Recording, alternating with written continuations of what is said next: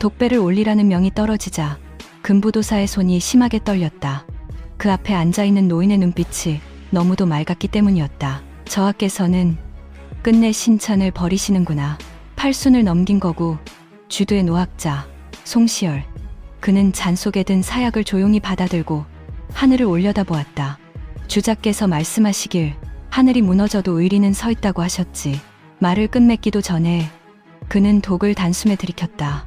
그 표정에는 두려움도 미련도 없었다. 오히려 평생 지켜온 도덕에 대한 마지막 확신만이 남아있었다. 조선은 그를 기억할 것이다.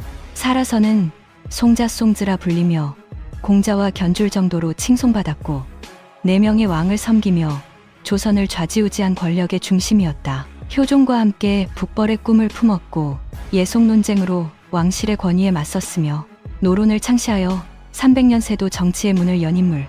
그러나 지금 이 순간 그는 역정, 이적이었다. 세 번째 사발을 받아들곤 송시열은 스스로 입천장을 깨물어 피를 흘렸다. 그리고 마지막 독을 조용히 삼켰다. 후학들이여, 주자하게 정통을 지켜라. 그의 음성이 바람 속으로 스며들었다.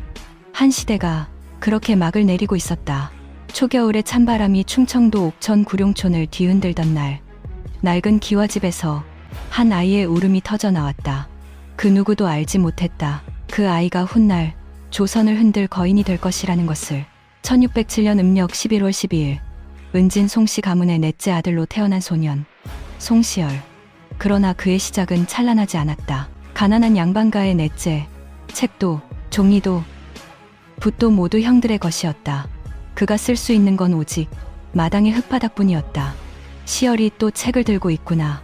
마을 서당의 늙은 훈장이 혀를 차며 말했다. 저 아이는 범상치 않아. 하지만 넷째라니 하늘도 참 무심하시지. 시열은 태어나면서부터 존재감 없는 넷째였다. 아버지는 장남과 차남에게 모든 희망을 걸었고 셋째는 이미 세상을 떠났다. 그에게 남은 자리는 없었다. 그러나 세상은 모른다. 위대한 자의 시작이 얼마나 조용하고 초라한지를. 어린 시열은 형들이 버린 천자문을 주워 외웠다. 10살이 되자 키는 또래보다 한 뼘은 더 컸고 한 번 본 글은 절대 잊지 않는 괴물 같은 기억력을 가졌다. 그러나 그 모든 재능도 가난 앞에서는 무력했다. 15살이 되던 해 아버지는 마침내 입을 열었다. 지어라, 이제 그만하거라. 형들도 과거에 번번이 떨어지는데 넌 넷째다. 농사를 배워라. 그것이 내 삶이다. 그 말은 소년의 가슴을 산산조각냈다. 그날 밤 시열은 뒷산으로 올라가 목 놓아 울었다. 하늘에는 별이 가득했으나 그에게는 단 한 줄기의 길도 보이지 않았다. 왜 하늘은 나에게 배우고자 하는 마음을 주시고 그 길을 막으시는 겁니까? 하지만 절망 속에서도 소년은 무너지지 않았다. 아니, 오히려 더 단단해졌다. 새벽에는 밭을 갈고 밤에는 촛불조차 없어 달빛 아래에서 책을 읽었다. 손이 얼어붙어도 눈이 흐려져도 그는 멈추지 않았다. 그렇게 노자와 맹자를 수백 번 씹어 삼키며 한 가지 깨달음이 심장에 박혔다. 하늘이 큰 일을 맡기려 할 때는 반드시 그 심지를 괴롭힌다. 그의 가난은 그를 꺾지 않았다. 오히려 그의 꿈을 더욱 날카롭게 벼려주고 있었다. 25살, 배우기에는 너무 늦었다고 모두가 말하던 나이. 그러나 시열에게 그 말은 칼날이었다. 가난도, 나이도, 신분도 그의 가슴 속 불길을 막을 수 없었다. 그때 들려온 소식, 연산의 김장생 선생께서 마지막 제자를 찾는다 한다. 율곡이의 수제자, 당대 성리학의 절정에 있던 인물, 사계사시, 김장생. 그가 여든을 바라보는 나이에 직접 제자를 드리려 한다는 말은 번개처럼 시열의 가슴을 찔렀다. 그는 아무것도 준비할 수 없었다. 낡은 도포 한 벌, 손에는 그동안 읽어온 주자 집주 한 권뿐. 그러나 눈빛만은 어느 때보다 살아있었다. 그는 무작정 연산으로 걸었다. 산을 넘고 들을 지나 며칠을 굶어가며 오직 한 사람만을 만나기 위해. 그리고 마침내 도착한 사계 김장생의 저택. 시열은 대문 앞에 조용히 앉았다. 하루, 이틀, 사흘, 비가 쏟아져도 눈보라가 몰아쳐도 그는 자리에서 한치도 움직이지 않았다. 그 모습은 마치 절벽 끝에서 마지막 희망을 붙잡으려는 사내 같았다. 사흘째 되는 날, 문이 삐걱 열렸다. 무엇하는 자인고 백발의 거대한 학자 김장생이 직접 모습을 드러냈다. 그의 눈빛이 시열을 스쳤다. 낡은 도포, 굶주린 기색, 남루한 모습. 그러나 단 하나, 눈빛만은 태산처럼 맑고 단단했다. 시열은 곧바로 이마를 바닥에 박았다. 충청도 옥천에서 온 송시열이라 하옵니다. 선생님의 가르침을 받기 위해 왔사옵니다. 나이가 몇이더냐? 27이 옵니다. 김장생의 눈썹이 꿈틀했다. 늦었다. 다른 제자들은 10살에 와서 배우는 법이다. 잠시 침묵. 그러나 시열은 고개를 들었다. 주자께서는 40의 도를 깨우치셨고 공자께서는 50의 천명을 아셨사옵니다. 저는 비록 늦었으나 목숨이 다하는 날까지 배우고자 합니다. 그 말이 대지를 울렸다. 김장생은 오래도록 시열을 바라보았다. 그 눈빛 속에는 교만도 두려움도 없었다. 오직 진심, 학문에 자신의 삶을 모두 걸겠다는 결의가 있었다. 그리고 마침내 김장생의 입가에 아주 미세한 미소가 번졌다. 들어오거라. 그 한마디는 시열의 인생을 바꾸는 천둥 같은 선언이었다.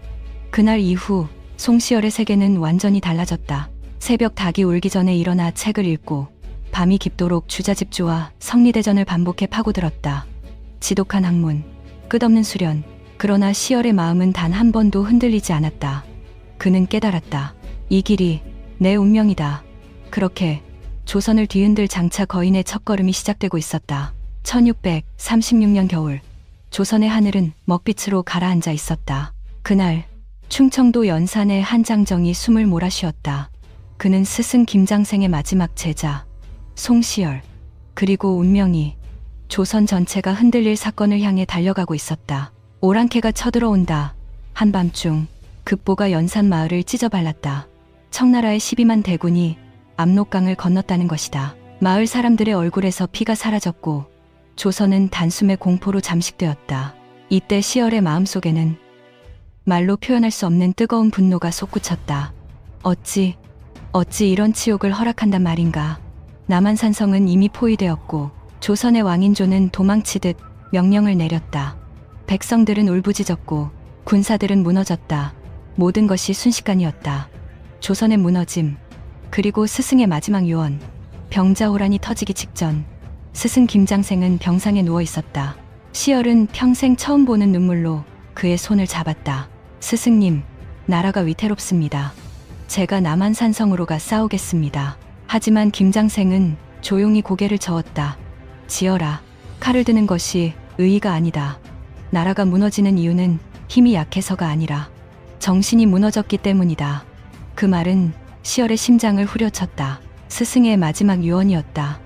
며칠 뒤 김장생은 눈을 감았다. 하늘이 무너져 내린 듯한 슬픔이었다. 조선의 몰락을 목격한 청년. 난리가 한창이던 어느 날 시열은 결국 소식을 들었다. 인조가 청태종 앞에서 3번 절하고 9번 머리를 조아렸다. 상고의 조커 더.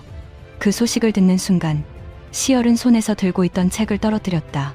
어찌 천자의 나라가 오랑캐에게 머리를 조아린단 말인가. 그는 뒷산 바위 위에 올라가 주먹으로 바위를 내리쳤다. 핏방울이 흐르는데도 멈추지 않았다. 이 치욕을 잊지 않으리라. 반드시 갚으리라. 눈보라가 몰아치는 산 위에서 젊은 유학자의 외침은 허공으로 사라졌지만 그 순간 그의 가슴에는 평생을 태울 불길이 피어올랐다. 그날 그의 운명이 바뀌었다. 스승의 죽음, 나라의 몰락, 왕의 굴욕, 이 모든 광경이 한 청년의 심장을 무너뜨렸고 동시에 그를 다시 세웠다. 송시열은 그날 이후 매일 새벽 바위에 올라 목이 터져라 외쳤다. 나라를 바로 세우겠다. 중화의 정통은 조선이 지킨다. 언젠가 이 치욕을 반드시 벗겨내겠다. 불타는 눈빛, 결연한 의지, 그의 가슴 속에서 북벌 베파이라는 이름의 거대한 운명이 태어나고 있었다. 1649년 5월 병자호란의 치욕을 품은 채 조선으로 돌아온 한 사내가 있었다. 바로 청나라 심양에서 8년 동안 인질로 살아남은 왕자 복림대군, 그리고 그가 곧 조선의 새 왕 효종이 되었다. 왕좌에 오른 그날 효종의 머릿속에는 단 한 이름만이 번개처럼 스쳤다. 송시열이라는 선비는 지금 어디에 있는가. 같은 상처를 품은 두 사람, 지금 회덕에 응거하고 있다 하옵니다. 신하의 보고에 효종의 눈빛이 흔들렸다. 심양에서 들었던 그 이름, 중원을 짓밟은 오랑캐를 향해 밤마다 피눈물을 흘린다는 사내. 그와 자신은 너무도 닮아 있었다. 효종은 망설임 없이 명을 내렸다. 송시열을 당장 불러오라. 과인이 직접 만나보겠다. 신하들은 놀랐다. 천민도 아닌 지방 선비 한 명을 왕이 먼저 찾는 일은 전례가 없었다. 그러나 효종의 마음속에는 이미 말로 표현할 수 없는 동지애가 자라나고 있었다. 1649년 가을, 휘정당에 내린 운명의 햇빛. 창덕궁 휘정당. 노란 은행잎이 바람에 흩날리는 가을날, 문이 조용히 열렸다. 190cm가 넘는 장대한 체구, 곱게 선 허리, 맑고 날카로운 눈빛. 그가 바로 조선을 뒤흔들 사내 송시열이었다. 전하의 성은을 입고 뵙사옵니다. 그가 땅에 엎드리자 효종은 숨을 멈춘 듯 그를 바라보았다. 넓은 이마, 단정한 수염, 그리고 누구보다도 깊고 뜨거운 눈동자. 그 눈빛 속에서 효종은 자신이 심양에서 견뎌낸 모든 고통을 보았다. 그리고 그 상처를 치유해줄 유일한 사람을 본 것 같았다. 마주한 두 쌍의 눈, 말하지 않아도 통하는 순간. 평신하라. 효종이 부드럽게 말하자 송시열이 고개를 들었다. 그 짧은 순간 두 사람의 눈빛이 맞닿았다. 말도 없었고 약속도 없었다. 그러나 그 눈빛이 말하고 있었다. 나는 당신의 상처를 안다. 나는 당신의 분노를 안다. 우리는 같은 꿈을 꾸고 있다. 그것은 피할 수 없는 운명의 연결이었다. 효종의 첫 질문. 북벌. 효종은 더 이상 참지 못했다. 경은 북벌에 대해 어떻게 생각하는가? 조정의 대신들은 숨을 삼켰다. 첫 만남에서 왕이 직접 복수를 말하다니. 그러나 송시열은 주저하지 않았다. 그의 목소리는 낮았지만 마치 전장을 흔드는 북소리처럼 강했다. 저하, 북벌은 단순한 복수가 아니옵니다. 이는 무너진 천하의 대의를 바로 세우는 일이옵니다. 효종의 온몸에 전율이 흘렀다. 오랑캐가 비록 중원을 차지했으나 중화의 정통은 이제 조선에 있사옵니다. 우리가 예를 지키고 도를 지킨다면 언젠가 반드시 천하를 바로잡을 것이옵니다. 그 말은 효종이 심양에서 수천 번 되뇌었던 바로 그 말이었다. 효종은 벌떡 일어났다. 그것이다. 그것이 과인의 뜻이다. 경이야말로 과인이 찾던 사람이다. 새로운 시대의 시작. 그날 이후 두 사람은 아침엔 조정에서 밤엔 은밀히 만나 나라의 미래를 논했다. 무너진 예법을 세우는 법, 흩어진 민심을 모으는 법, 그리고 언젠가 반드시 감행할 북벌의 꿈. 나이는 28세와 40세. 하지만 그들의 영혼은 같은 시대, 같은 상처, 같은 분노 속에서 만난 전우였다. 그리고 그 만남은 조선의 운명을 뒤흔들 폭풍의 시작이었다. 1652년 봄, 창덕궁 휘정당 깊숙한 방 안. 창문 틈으로 들어온 햇빛이 먼지를 금빛으로 물들이고 있을 때 효종은 아무 말 없이 하나의 나무 상자를 꺼냈다. 그의 손끝은 떨리고 있었다. 송시열은 의아한 눈으로 왕을 바라보았다. 송 선생, 과인이 준비한 것이 있소. 효종은 직접 상자를 들고 앞으로 다가왔다. 왕이 신하에게 직접 무언가를 건네는 것은 극히 이례적인 일이었다. 상자가 열리는 순간 방 안의 공기가 멈췄다. 그 안에는 검은빛 단비털이 가득한 매우 귀한 외투 한 벌이 놓여 있었다. 초구, 이는 단순한 옷이 아니오. 효종은 조용히 입을 열었다. 이 초구는 과인이 심양에서 인질로 지낼 때 입던 것이오. 그 말에 송시열의 눈이 크게 흔들렸다. 심양, 굴욕과 분노, 눈물과 절망이 뒤섞인 그 땅. 왕이 8년 동안 혹한을 버텨낸 곳. 효종은 외투를 두 손으로 받쳐들었다. 사나운 눈바람 속에서도 이 옷만은 과인을 살려주었소. 그의 목소리가 떨렸다. 그 떨림에는 왕이라는 허울 뒤에 숨겨진 한 인간의 고통과 분노, 그리고 결의가 있었다. 선생, 이 옷은 우리의 맹세요. 효종은 초구를 송시열 앞에 내밀었다. 그 순간 방 안에는 두 남자만 존재하는 듯한 고요함이 내려앉았다. 이것은 단순한 초구가 아니오. 이는 우리의 뜻을 잊지 말라는 증표요. 송시열은 천천히 손을 뻗었다. 손끝이 단비털에 닿는 순간 차갑지도 따뜻하지도 않은 묘한 감정이 온몸을 덮었다. 그는 떨리는 목소리로 말했다. 전하, 신이 어찌 이 귀한 것을 받겠사옵니까? 효종은 단호하게 고개를 저었다. 받으시오. 선생은 과인의 스승이자 동지이요. 그 말은 왕이 아닌 한 남자의 진심이었다. 말 없는 약속, 말보다 무거운 우정. 송시열은 깊게 숨을 들이마시고 초구를 품에 안았다. 그 무게는 단비털의 무게가 아니라 나라의 운명을 함께 짊어지자는 맹세의 무게였다. 효종은 창밖을 바라보며 조용히 말했다. 추운 겨울이 오면 이 옷을 입고 우리의 뜻을 잊지 말아주시오. 송시열은 가슴 깊이 절을 올렸다. 전하, 이 목숨 다하는 날까지 전하의 뜻을 지키겠나이다. 방 안은 고요했지만 그 침묵 속에서 두 사람의 결의는 천둥처럼 울리고 있었다. 그날 이후 겨울이 올 때마다 송시열은 초구를 조용히 꺼내 입었다. 눈보라가 몰아치는 화양동의 겨울밤, 그는 외투를 감싸며 속으로 되뇌었다. 전하, 신은 아직 살아있습니다. 그 초구는 더 이상 옷이 아니었다. 그것은 효종의 채온 고통, 꿈, 분노, 그리고 두 사람이 함께 품은 북벌의 맹세였다. 그 누구도 몰랐다. 이 초구가 훗날 송시열이 마지막 순간까지 품고 죽을 유일한 유물이 될 것이라는 것을. 효종과 송시열, 두 사람의 뜨거운 결의는 마침내 조정 전체에 불을 붙였다. 그러나 불이 켜지는 곳에는 늘 그 불을 끄려는 자들이 나타나는 법. 북벌의 깃발이 조심스레 세워지자 조정은 순식간에 둘로 갈라졌다. 전하, 북벌은 망국의 길이 옵니다. 어느 여름날 비밀리에 모인 대신들의 얼굴에는 심각한 그림자가 드리워져 있었다. 영의정 김육이 조용히 입을 열었다. 전하, 청은 이미 천하를 장악한 강국이 옵니다. 군사도, 재정도, 식량도 없는 우리 조선이 감히 북벌을 논한다면 나라의 기둥이 송두리째 흔들릴 것이옵니다. 그의 말은 조용하지만 방 안의 공기를 칼처럼 가르며 내려앉았다. 송시열은 눈을 가늘게 뜨고 김육을 바라보았다. 신념과 두려움의 충돌.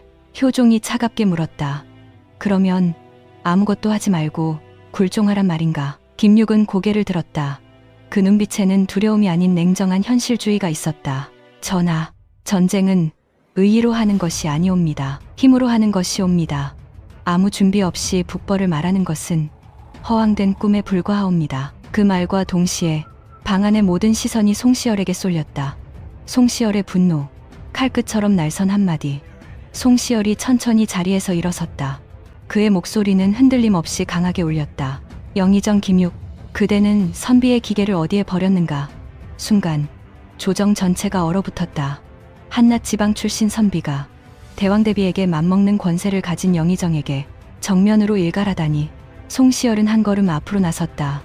주자께서 말씀하시길, 비록 힘이 부족해도 의를 행해야 한다 하셨다. 우리가 오랑캐에게 머리를 조아리고도 후세에 무엇을 남기겠는가?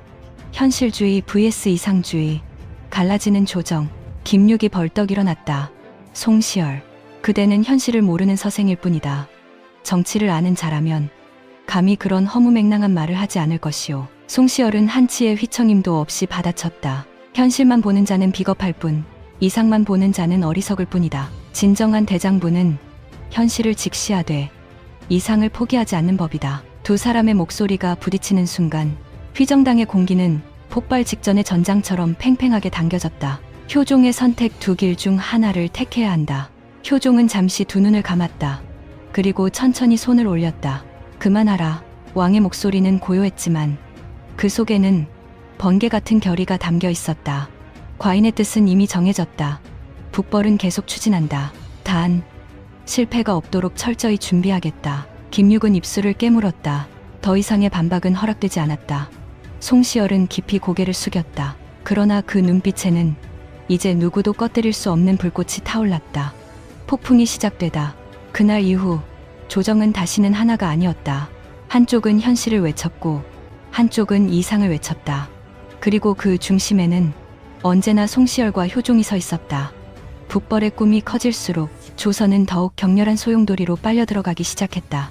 이것은 단순한 정치가 아니었다. 조선의 운명을 가르는 전쟁의 서막이었다. 1659년 봄, 창덕궁 깊은 곳. 휘정당의 등불은 바람에 흔들리며 위태롭게 타고 있었다. 그 불빛 아래 한 남자는 조용히 숨을 몰아쉬고 있었다. 조선을 다시 세우겠다는 꿈으로 밤마다 피를 토하듯 결의를 다졌던 왕, 효종. 그의 병세는 이미 돌이킬 수 없을 만큼 깊어져 있었다. 송자, 송즈를 불러라. 한밤중 궁안을 뒤덮은 침묵을 깨고 약한 목소리가 흘러나왔다. 송자를 불러라. 송시열은 급히 달려왔다. 문이 열리는 순간 그는 그 자리에 얼어붙을 수밖에 없었다. 효종의 얼굴은 새벽 안개처럼 희미했다. 볼은 꺼졌고 입술은 피가 말라붙어 있었다. 하지만 그의 눈빛만큼은 아직 꺼지지 않은 불꽃처럼 빛나고 있었다. 전하, 송시열이 무릎을 꿇자 효종은 힘겹게 손을 들어 그를 막았다. 울지 마시오. 아직 할 말이 많소. 과인은 두렵소. 그 말은 평생 강인하기만 했던 왕의 입에서 처음으로 터져나온 약한 고백이었다. 송자, 과인은 두렵소. 송시열의 눈동자가 크게 흔들렸다. 무엇이 두려우시옵니까? 전하. 효종의 가슴은 거칠게 들썩였다. 그의 입술에서 나오는 숨결이 죽음이 가까워졌음을 말해주고 있었다. 과인이 그토록 꿈꾸던 북벌을 이루지 못하고 그렇게 떠날까? 두렵소. 그 말은 마치 심장 깊숙한 곳에서 찢겨 나온 절규였다. 그 소리를 들은 순간 송시열의 가슴이 무너져 내렸다. 전하, 신은 전하의 꿈을 버리지 않을 것이옵니다. 송시열은 떨리는 목소리로 말했다. 전하, 비록 전하께서 뜻을 이루지 못하신다 해도 신과 신의 제자들이 대를 이어 반드시 성취하겠나이다. 효종은 미소를 지으려 했지만 입가가 조금 떨릴 뿐이었다. 그러나 그 떨림 속에는 말로 할 수 없는 안도와 신뢰가 담겨 있었다. 송자, 그대가 있어 과인은 외롭지 않았소. 심양에서 보낸 단 한 장의 일기, 왕의 눈물. 효종이 품에서 낡은 서찰 하나를 꺼냈다. 이미 가장자리에는 손때와 눈물 자국이 배어 있었다. 이것을 가져가시오. 송시열은 떨리는 손으로 서찰을 받았다. 첫 줄을 펼치자 글씨 위로 얼룩진 눈물의 흔적이 보였다. 오늘도 형님이 청태종 앞에 끌려가셨다. 나는 이를 갈며 맹세한다. 반드시 이 치욕을 갚으리라. 송시열은 글을 읽다 마침내 참지 못하고 눈물을 흘렸다. 그 글은 왕의 피와 한으로 적힌 복수의 기록이었다. 효종은 힘없이 눈을 감으며 말했다. 왜 우리 조선은 힘이 약해야만 하는가? 그리고 마지막 순간 새벽녘 첫 닭이 울기 직전 궁 안에 깊은 침묵이 내려앉았다. 송시열은 효종의 손을 잡고 있었다. 그 손은 이미 얼음처럼 차가워졌다. 송자, 부디 조선을. 그 말이 끝나기도 전에 효종의 눈이 서서히 감겼다. 그렇게 왕은 40세의 젊은 나이로 생을 마쳤다. 북벌의 꿈도 분노도 한도 모두 그의 마지막 숨결과 함께 사라졌다. 그리고 통곡. 송시열은 더 이상 버틸 수 없었다. 효종의 능 앞에서 그는 마치 세상이 무너진 듯 온몸으로 울부짖었다. 전하. 그 울음은 10년을 함께 달려온 두 남자의 모든 약속이 부서지는 소리였다. 그날 조선은 왕을 잃었다. 그리고 송시열은 세상의 절반을 잃었다. 효종이 떠난 지 얼마 되지 않은 조정. 궁궐의 공기는 여전히 그의 죽음을 애도하고 있었지만 권력의 세계는 슬픔을 허락하지 않았다. 왕의 죽음은 또다시 거대한 정치의 불씨를 일으켰다. 그리고 그 불길 한가운데에 송시열이 서 있었다. 효종의 상복을 몇 년으로 할 것인가? 문제는 단순해 보였다. 효종은 인조의 둘째 아들이었다. 그러나 장자인 소현세자가 먼저 죽었기에 왕위를 이었다. 그렇다면 자이대비 조씨는 효종을 위해 3년상을 입어야 하는가? 1년상을 입어야 하는가? 겉으로는 예리의 문제였지만 속은 달랐다. 이는 곧 왕권을 누구의 손에 쥐게 할 것인가? 라는 정치적 전쟁이었다. 남인 허목의 도전. 3년상이 맞다. 먼저 남인의 거두. 허목이 상소를 올렸다. 효종 전하는 비록 차남이시나 왕통을 이으셨으니 장자의 예우를 받으셔야 합니다. 자 의대비께서는 마땅히 3년상을 입으셔야 하옵니다. 그 말은 왕권을 강화하고 남인이 조정의 중심으로 돌아오는 길을 열려는 의도였다. 남인의 눈빛이 번뜩였다. 지금이야말로 전국을 뒤집을 기회다. 송시열의 반격. 예법에는 예외가 없다. 며칠 뒤 조정에 울려 퍼진 한 목소리. 송시열의 반대 상소. 그의 말은 칼처럼 단단했고 마치 하늘의 법을 들고 온 듯 흔들림이 없었다. 예법의 근본을 보셔야 하옵니다. 비록 효종 전하께서 왕위를 이셨으나 본래는 차남이십니다. 자이대비께서는 기년복 1년상을 입으셔야 주자의 가르침에 부합하옵니다. 순간 조정의 파문이 일었다. 왕실을 향한 도전, 왕권을 억누르려는 해석, 남인의 기세가 일순간 무너졌다. 그러나 이 말은 곧 송시열의 운명을 뒤바꿀 단 한 문장이었다. 남인의 반격, 송시열은 왕실을 모독했다. 허목은 이를 갈았다. 송시열의 말은 왕실의 체면을 짓밟는 일이옵니다. 어찌 왕을 일반 사대부와 같이 논할 수 있단 말이옵니까? 남인의 눈빛은 이미 정치적 살기사로 변해 있었다. 그리고 다음 순간 윤유가 일어섰다.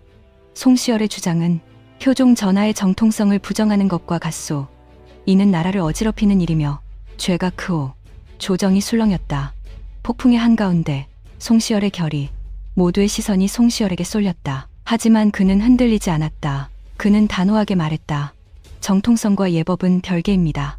왕통은 이미 정해진 것이오. 그러나 예법은 예법대로 지켜져야 합니다. 하늘의 도리는 그 누구도 바꿀 수 없소이다. 그 말은 조선의 가슴을 정면으로 치는 천둥 같았다. 조선이 둘로 갈라진 날, 서인은 송시열을 내세우며 외쳤다. 예리는 하늘의 이치다. 왕도 예를 벗어날 수 없다. 남인은 허목을 앞세워 반격했다. 왕실을 욕되게 하는 무리들이다. 이 나라의 근본을 무너뜨리는 자들이다. 시민들도, 유생들도, 장터에서도 조선 전체가 기년복과 삼년복을 두고 갈라섰다. 조선은 하나가 아니었다. 완전히 둘로 찢어져 있었다. 결정의 날, 현종의 한마디, 한 달이 지나고 논쟁은 끝이 나지 않았다. 마침내 현종이 결정을 내려야 했다. 궁궐 전체가 숨을 삼키는 순간 현종의 목소리가 울렸다. 자의대비의 상복은 기년복 1년 상으로 한다. 조정의 시간은 멈춘 듯했다. 서인은 환호했다. 남인은 창백해졌다. 송시열이 승리한 순간이었다. 그러나 이는 승리가 아니었다. 송시열은 기뻐하지 않았다. 오히려 그 얼굴에는 말로 표현할 수 없는 무거움이 드리워져 있었다. 전하의 이름을 논쟁 속에 더럽힌 것 같아 신의 마음이 편치 않사옵니다. 그러나 누구도 알지 못했다. 이 승리가 훗날 그를 죽음으로 몰고 갈 거대한 비극의 시작이라는 것을. 1675년 예송의 승리도 잠시, 조정의 바람은 이미 송시열을 향해 차갑게 불고 있었다. 남인은 칼날을 갈았고 왕은 더 이상 그의 학문을 귀하게 여기지 않았다. 그의 고든 말, 고든 뜻, 고든 뼈가 이제는 모두에게 걸림돌이 되어버렸다. 그리고 마침내 왕명왕민이 떨어졌다. 송시열을 덕원으로 유배하라. 궁안의 시간은 얼어붙었다. 덕원, 조선의 끝자락, 바람조차 살을 베듯 차가운 곳. 그곳은 곧 죽음이나 다름없는 형벌이었다. 신이 떠나가옵니다. 전하, 송시열은 마지막으로 대전을 향해 절을 올렸다. 그 절에는 억울함도 분노도 변명도 없었다. 오직 허락하신다면 이 죽음조차 따르겠다는 신하의 침묵의 충성만 있었다. 문 밖으로 나오자 제자들이 눈물로 길을 메웠다. 김수항, 김수흥, 김만기, 그가 가장 사랑했던 제자들. 그들은 울음을 삼키며 무릎을 꿇었다. 스승님, 어찌하여 이런 누명을. 송시열은 고개를 저었다. 스승의 눈빛은 폭풍 앞에서도 흐트러지지 않는 소나무의 그것이었다. 울지 말아라. 이 또한 하늘이 내린 길이다. 그러나 그의 어깨는 작게 흔들리고 있었다. 백성들의 눈물, 죄인을 떠나보낼 수 없다. 화양동을 떠나는 길, 수백의 백성들이 길가에 모여 있었다. 늙은 농부가 바삐 달려오며 떡보자기를 내밀었다. 대감, 이것이라도 드시오. 멀리 가시는 길, 허기지면 아니 되오. 하지만 호송관이 그를 막아섰다. 죄인에게는 아무것도 줄 수 없다. 그 순간 송시열은 조용히 손을 들어 호송관을 멈춰 세웠다. 백성의 정을 어찌 막겠소. 그는 떡을 받아들었다. 떨리는 손끝에서 백성들이 그에게 품은 깊은 존경이 느껴졌다. 그리고 그의 눈에 처음으로 한 줄기 눈물이 고였다. 유백일, 하늘은 흐리고 그의 걸음도 무거웠다. 유백일은 길고 고통스러웠다. 여름이었지만 북쪽으로 갈수록 바람은 차가웠다. 하루 20리도 채 걷지 못하는 늙은 다리. 하지만 그는 멈추지 않았다. 왕명이었기 때문이다. 그는 평생 그 하나만을 지켜 살아왔다. 충주에 도착한 어느 날, 객사에서 쉬고 있던 그의 앞에 젊은 선비 한 명이 달려와 무릎을 꿇었다. 대감, 저는 대감의 글을 읽고 세상을 보는 눈을 배웠습니다. 비록 지금은 죄인이시나 후세는 반드시 대감의 진심을 알 것입니다. 송시열은 그를 일으켜 세우며 미소 지었다. 그 미소에는 서늘한 바람도 녹아버릴 듯한 따뜻함이 있었다. 과분한 말이오. 나는 다만 옳다고 믿는 길을 걸었을 뿐이다. 하지만 혼자 남은 후 그의 눈빛은 깊고 어두운 바다처럼 흔들렸다. 정말 옳았을까? 덕원 도착. 바람에 잠식된 작은 초가 9월 중순 마침내 덕원에 도착했다. 작은 초가 한 채 창문 틈 사이로 동해의 파도 소리가 거칠게 울려왔다. 그곳이 조선의 대유학자 송시열의 마지막 삶의 터전이었다. 밤이면 문풍지가 덜컥거리고 살얼음이 굽듯 벽이 흔들렸다. 그는 효종이 하사한 초구 담비오를 꺼내 무릎 위에 조용히 올렸다. 전하, 신이 이렇게 먼 곳까지 왔사옵니다. 그는 초구를 끌어안고 눈을 감았다. 그러자 마치 효종의 체온이 손끝에 다시 스며드는 듯했다. 신의 마음은 아직 전하 곁에 있사옵니다. 밤바다에서 불어오는 바람은 그의 등을 차갑게 스쳤다. 그러나 그의 심장은 여전히 뜨거웠다. 유배라는 감옥 속에서도 그는 붓을 들었다. 그리고 마지막 힘을 다해 글을 남겼다. 얘는 하늘의 이치요. 나의 길은 변하지 않는다. 다만 전하의 뜻을 이루지 못한 것이 한일 뿐이다. 그 글씨는 마치 피로 쓴 듯 비틀리면서도 강렬했다. 덕원에서의 첫날 밤, 바람은 더욱 거세게 불었고 파도는 끊임없이 절벽을 때리고 있었다. 그러나 그 초라한 초가 안에서 한 거인은 여전히 꺾이지 않은 채 조용히 꿈을 간직하고 있었다. 그의 몸은 유배지에 갇혔으나 그의 정신만은 조선의 하늘 끝까지 뻗어 있었다. 1679년 겨울, 조정은 이미 남인의 손에서 썩어가고 있었다.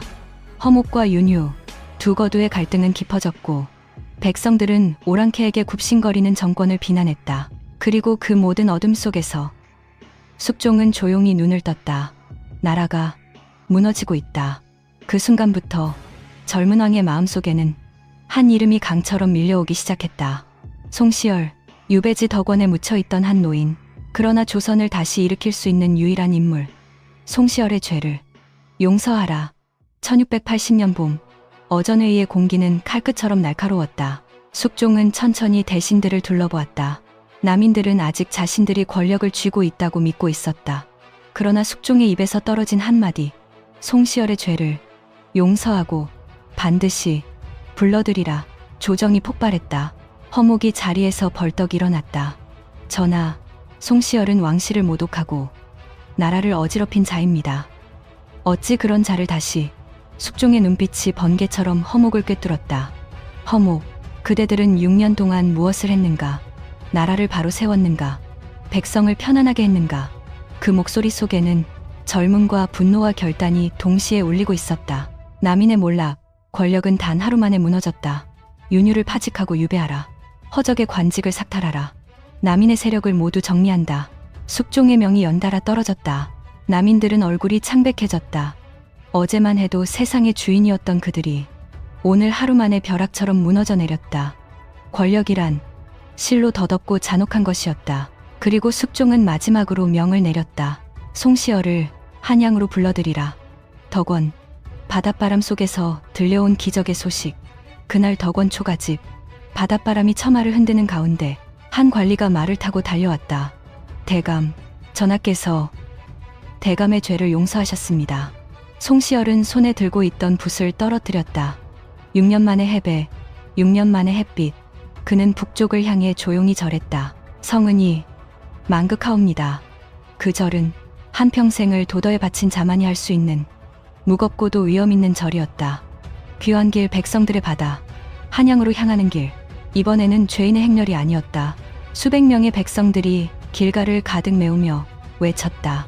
송대감이 돌아오신다. 조선이 다시 바로 선다. 눈물로 가득한 얼굴들, 그들의 손에는 떡과 따뜻한 차가 들려 있었다. 송시열은 말을 멈추고 조용히 고개를 숙였다. 백성이 아직 나를 잊지 않았구나. 그의 눈가가 젖어들었다. 파주 제자들의 대규모 배웅, 파주에 이르렀을 때 송시열은 다시 한번 말을 멈췄다. 수백 명의 유생들이 길 양옆으로 도열해 있었다. 그들은 그를 보자마자 하나같이 무릎을 꿇고 외쳤다. 스승님, 돌아오심을 축하드립니다. 김수왕, 김수흥, 권상아. 그의 가장 뛰어난 제자들까지 모두 달려와 그의 손을 붙잡고 눈물을 흘렸다. 김수왕이 말했다. 스승님, 기다렸습니다. 오래 기다렸습니다. 송시열은 고개를 끄덕이며 말했다. 고맙구나. 너희가 있어 내가 버틸 수 있었다. 숙종과의 대면, 왕과 노학자의 조우. 한양에 도착한 그날, 송시열은 창덕궁으로 향했다. 숙종은 직접 그를 맞이했다. 그리고 부드럽게 말했다. 송시열, 고생이 많았소. 송시열은 깊이 절을 올렸다. 전하, 이 늙은 몸이 무엇을 할 수 있겠사오나 전하께서 부르신다면 남은 목숨을 바치겠나이다. 숙종은 미소 지었다.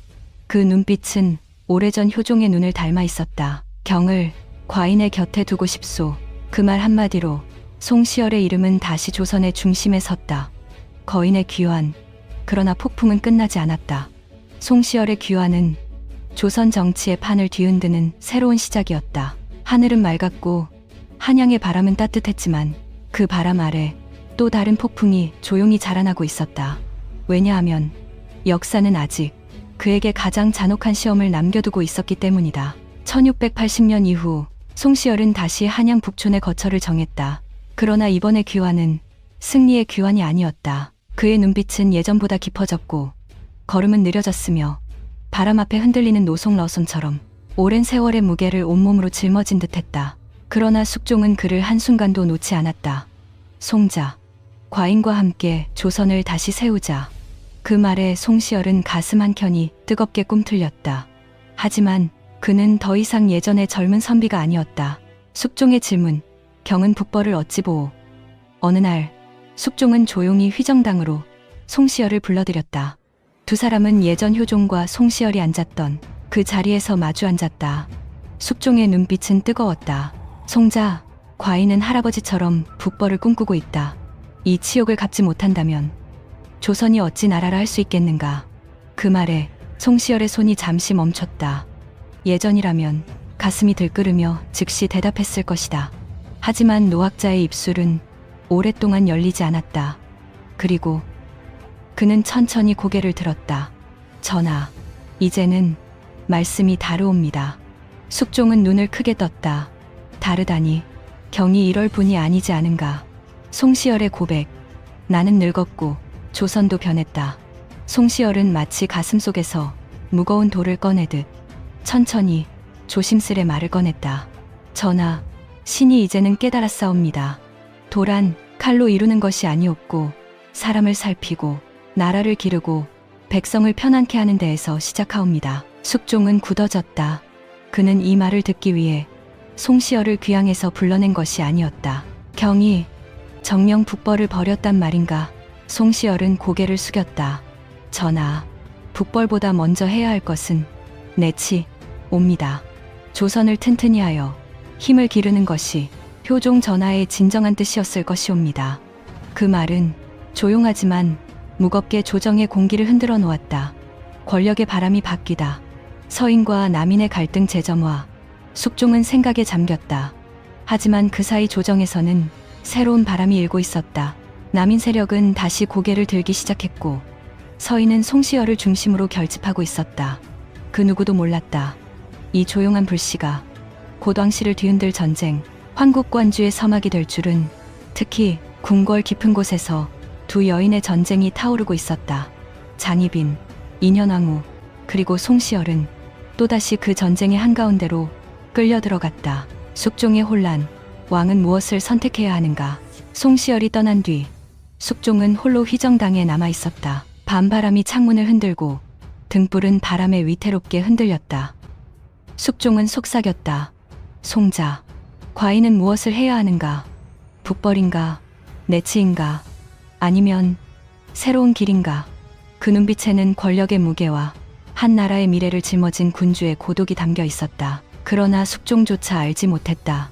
이 혼란이 곧 조선 전체를 뒤집을 경신왕국 껑신한주의 불길로 번지게 되리라는 것을. 그리고 어둠 속으로 다가오는 또 다른 폭풍. 송시열은 북촌의 작은 집에서 조용히 제자를 가르치며 지내고 있었다. 그러나 어느 날 누군가가 대문을 두드렸다. 대감, 조정에 큰 변화가 일어나고 있다 하옵니다. 송시열은 눈을 감았다. 무언가가, 거대한 무언가가 천천히, 그러나 분명히 그를 향해 다가오고 있었다. 그리고 그는 알고 있었다. 이 폭풍은 그의 마지막 운명을 결정할 것이라는 것을. 1689년 궁궐 깊은 곳에서 피할 수 없는 전쟁이 시작되고 있었다. 조선의 운명, 왕의 심장, 그리고 한 노학자의 생사가 두 여인의 이름 아래 흔들리고 있었다. 장희빈, 인현왕후. 두 여인의 싸움은 단순한 궁중 질투가 아니었다. 이는 곧 조선의 권력 지도가 바뀌는 전쟁, 서인과 남인의 운명이 갈리는 칼날이었다. 그리고 그 중심에 송시열이 서 있었다. 숙종의 결정, 원자를 세우겠다. 장희빈이 아들을 낳았다. 숙종은 너무도 기뻤다. 왕의 마음은 흔들리고 있었다. 어느 날 숙종은 대신들을 모아놓고 선언했다. 희빈의 아들을 원자윤수로 삼겠다. 조정은 한순간 얼어붙었다. 왕위 계승은 제국의 심장이었다. 서인의 시선은 곧바로 한 곳으로 향했다. 송시열. 송시열의 반대. 이는 나라의 근본을 무너뜨리는 일입니다. 그날 송시열은 마지막으로 조정에 나왔다. 그의 목소리는 그 어느 때보다 우렁차고 단호했다. 전하, 중전 인현왕후가 건재한데 어찌 후궁의 아들을 원자로 삼을 수 있사옵니까? 이는 조종의 법도를 어기는 일이자 왕실의 근본을 흔드는 일이옵니다.